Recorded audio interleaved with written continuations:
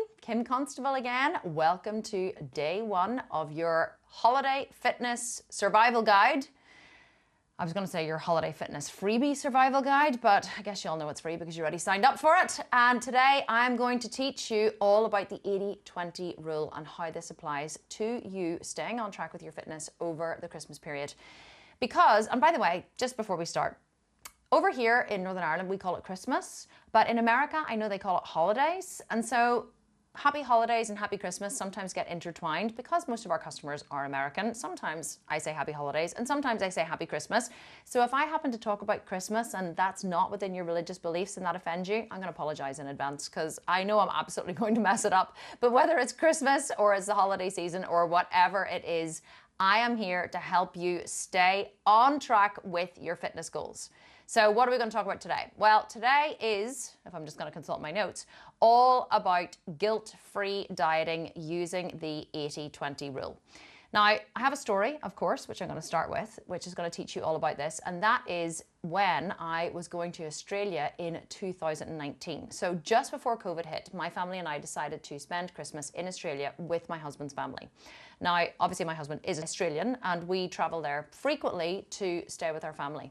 Now, this particular Christmas, I decided that I was going to get absolutely shredded because we had rented this gorgeous big house on the beach and we're going to be spending every day in a bikini. And I just thought, why not diet for going away and get absolutely shredded? Because I wasn't going to be competing in 2020, although we all know what happened in 2020 because COVID hit. But at this point, COVID had not hit. Nobody knew it was coming. And so I decided I'm not going to be competing in 2020. So I'm going to diet for going away to Australia. So whenever I decided to go on the diet, I was 10 weeks out from when I would be traveling. Now, normally a stage prep that I would do for the stage, I would allow myself 12 to 16 to 24 weeks sometimes, depending on how long or how much body fat I was carrying or how long it was going to take me to get into stage shape. But I only had 10 weeks to get into shape. So I figured I was just going to do the very best that I could do in those 10 weeks. And I set myself a plan to achieve a very specific shredding goal. Now, here's the thing that I did differently that I had never done before. Because we would be traveling at the start of, actually it was in the middle of December, we were going to be traveling over to Australia. I knew that there were going to be parties, there was going to be celebrations, there was going to be things that I wanted to do and celebrations I wanted to partake in leading up to us going away to Australia. Normally, whenever I had shredded for the stage before, I had been super strict. I mean, there was absolutely no room for cheating whatsoever. I was on a very strict calorie controlled diet, which dropped calories every single week, increased cardio every single week, very much like the shreds that you guys do in my company. They're all bodybuilder style shreds. And so that's the only diet that I was ever used to doing, one that was extremely strict. I had never, ever approached or done any kind of flexible dieting approach to standing on stage, because whenever you stand on stage, you want to make sure that you're extremely controlled in everything you do with all the variables so that you can guarantee an outcome. But because I was only going to the beach in Australia, I kind of thought, well, you know what, I'm going to experiment a little bit here and I'm going to see what happens if I do a very flexible dieting approach. So I decided that I was going to be consistent on my diet 80 to 90% of the time. Now, I didn't sit down and measure, okay, what's 80% of a week? What's 80% of a day? I kind of just went by feel, right? And I committed to being on my diet 80 to 90% of the time. Now, what did this look like in reality? Well, I calculated my macros and calories and I set out my plan for the 10 weeks, my cardio plan and my diet plan. And I stuck to that most of the time. But on the weekend, I allowed myself every single weekend to have a pizza and alcohol. Or if it was a Thursday night and we were seeing friends for dinner, I allowed myself a couple of glasses of wine. I didn't feel guilty about it at all. There was no part of me went out for dinner and thought, oh, I shouldn't be eating this, or oh, I really shouldn't be having a drink because I'm on this diet. If it was Thursday night and we were going out for dinner, I had a couple of glasses of wine. If it was Saturday night and I wanted a pizza and half a bottle of champagne, I allowed myself to have it. If we were out for dinner with friends or family or having a holiday party, I allowed myself to completely indulge in whatever way I wanted and I felt zero guilt about it. Because really, I wasn't going to stand on stage, I was only going to stand on a beach in Australia. And although I wanted to achieve my goal, nothing bad, if you like, would have happened if I didn't. But the most astonishing thing actually happened in that I got completely and utterly shredded. In fact, I would say in those 10 weeks, I was as lean as I had ever been for the stage. And whenever I went away to Australia, I really felt like I had earned that vacation. And, on the flight over, we flew first class and I drank loads of champagne and I ate all the food and I had the best time ever because I had worked so hard for 10 weeks up to we went away. And then, of course, whenever we were away in Australia, we found a local gym and we still trained every single day. And I still stayed on my diet 80% of the time. And I stayed super lean whenever I was in Australia.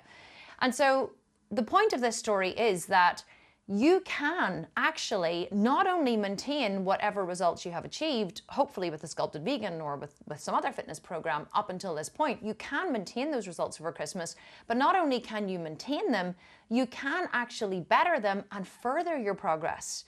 You don't have to have an all or nothing approach. And in fact, people who have an all or nothing approach actually set themselves up for failure. Because if you look at the most successful people in life, they're actually very flexible.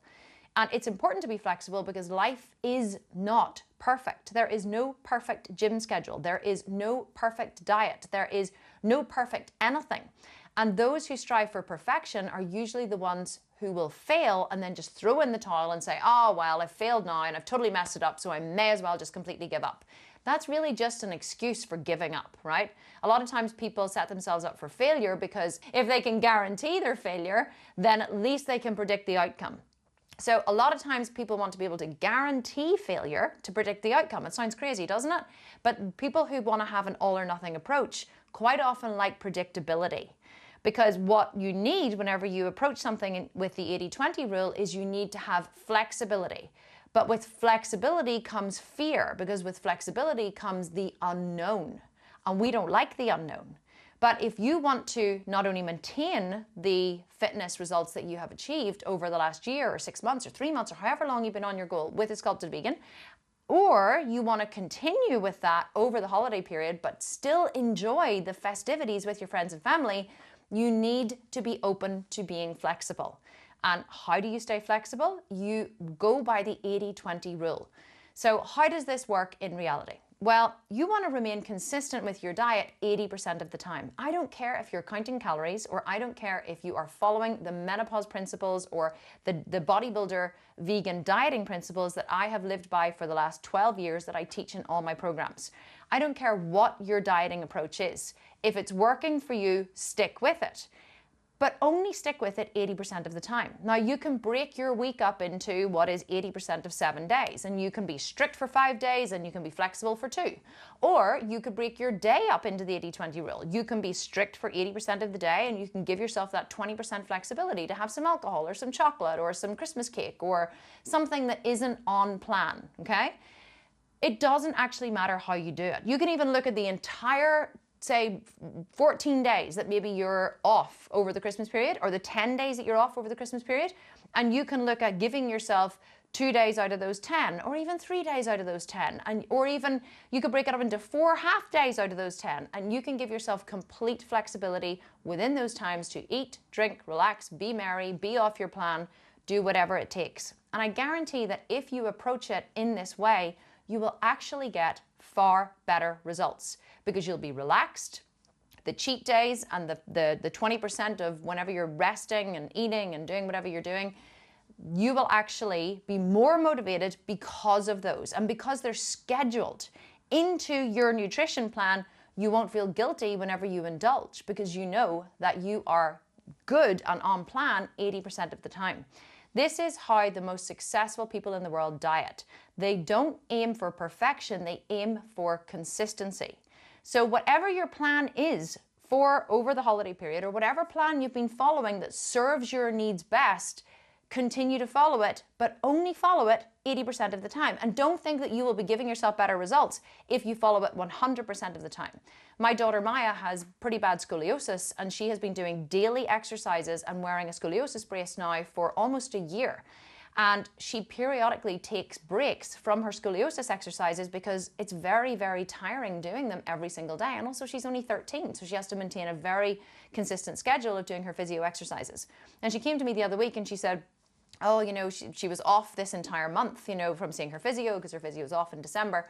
And she came to me the other day and she said, I feel so guilty. I haven't done my exercises for a week. And I know you always make me feel better about it. And I said to her, Maya, you will suffer fatigue if you don't take a regular break. You will actually accelerate your progress if you schedule rest times into your entire year. So you need to take this period and rest and relax, and don't feel guilty about not doing your exercises, and sleep in the morning and feed your soul. It's so important to feed your soul. You're not a human doing, you're a human being. And I never heard anyone get to the end of their life and wish that they had have done more exercise, right? People wish that they had have seen more, and gone on more trips or spent more time with family. So make sure that you give yourself the grace of eating food that nourishes your soul. It's not all about food that nourishes your body. It's also about food that feels good and nourishes your soul. Maybe it's calorific, maybe it's not the best food, maybe it's junk food.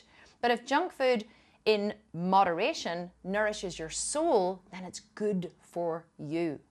And that's the mindset shift that you have to make. So I want you to encourage you this holiday season to adopt my 80-20 rule of flexibility with your dieting. Aim to be 80% good and 20% bad. And whatever dieting approach you are on at the minute, whether it's one of my programs, whether it's the menopause program, whether it's the 5 principles that I teach about no white starchy carbs, no liquid calories, no fruit, eat 30 grams of protein within 30 minutes of waking up. And the 5th one is eat the same food every single day. If you're following that approach, do it 80% of the time and give yourself that 20% flexibility. So that's it for today. I hope you enjoyed this video. And tomorrow, I'm going to teach you how to schedule your way to fitness glory. Oh yes, it does not happen by chance, your gym schedule over a very busy Christmas period. Even though you think you're going to be relaxed and not have a lot on, you're actually going to be busier than ever. So I want to make sure that what gets managed, or what is it they say? What gets measured gets managed. You're going to measure your gym time. You're going to schedule it into your diary, and you're going to make sure that you get it done. And I'm going to teach you how to do that tomorrow. So enjoy the rest of your day, and I will catch up with you tomorrow. Same time, same place. Watch your inbox for day 2 email. And if you don't find it, check in your junk folder, and I will see you there.